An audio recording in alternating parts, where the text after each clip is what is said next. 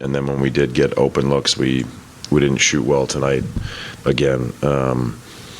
So it's a tough game to play, when you're down 28 at the end of the first quarter.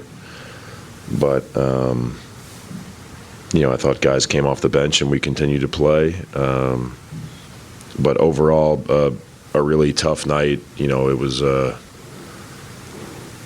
was a pretty horrendous start to the game, and it gets away from you from there. You made the change to the starting lineup. What was the reasoning behind that move? Ball pressure had really bothered us the last couple of games. Get an extra ball handler out there. Thought it would also help our tempo offensively. So I felt like we were getting stood up in the backcourt a lot the last couple of games, and Zay is somebody who does a really good job of breaking pressure. I want to be very clear, like the first 6 minutes didn't go the way that it went because of Zay.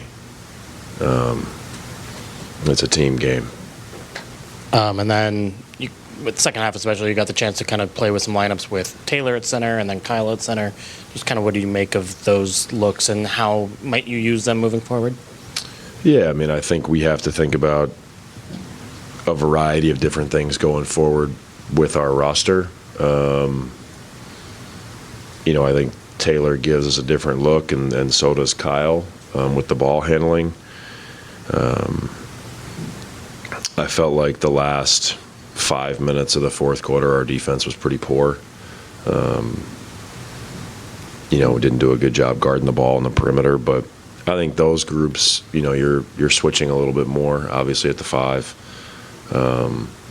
But yeah, we've got to try some things here over the next couple of weeks, because it's a long way to the finish line, and we have to be ready for a lot of different scenarios, not only in a game, but you have to plan for if somebody is out for a game, what would you go to? And we don't want to wait until those moments to see all those things in action. So it's something that we'll look at the film on those lineups in particular, but it's definitely something we have to continue to look at. Kind of along the same lines, how do you want your players to, use the second half of these games to kind of get away from you? They're NBA minutes. I think it's an honor to play in the NBA. It's an honor to wear an NBA jersey. It's an honor to step on an NBA court, no matter how ugly that court is.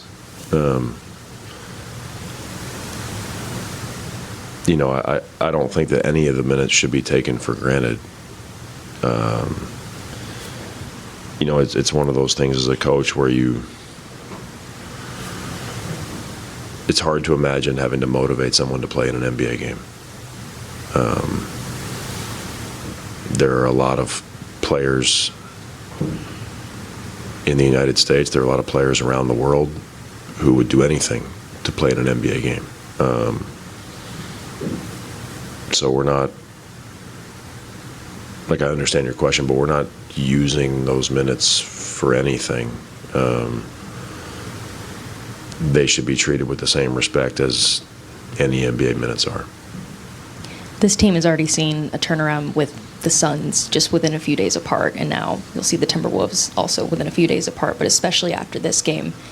How do you go about prepping for teams that you've just seen, but especially with what happened tonight? Yeah, there's a lot of things that have to be stared in the face. We'll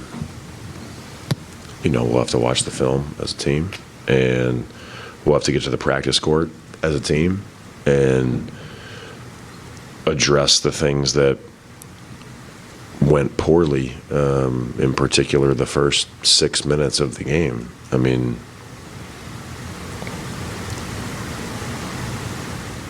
It's starting like that's hard, but like any game, we have a post-game process in terms of how we go through the film and the things we present to the team, and so we have to do those things, win or lose. And so in some ways that process won't be much different, but a lot of the film will be and should be very fresh as we go into our next game. You know, it's one of the hard things sometimes in our league is you play a game, you're showing the team film of the previous game, and then you have to pivot into a game plan for the next team, and it can be different. So the messaging for the next 3 days should be pretty consistent.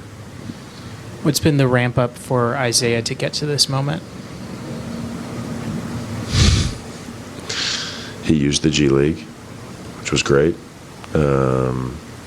He's been in the weight room a ton. You know, hamstrings they're tricky because they can really linger if you don't take care of them properly. I think our performance team, medical team, did a tremendous job of getting Zay ready.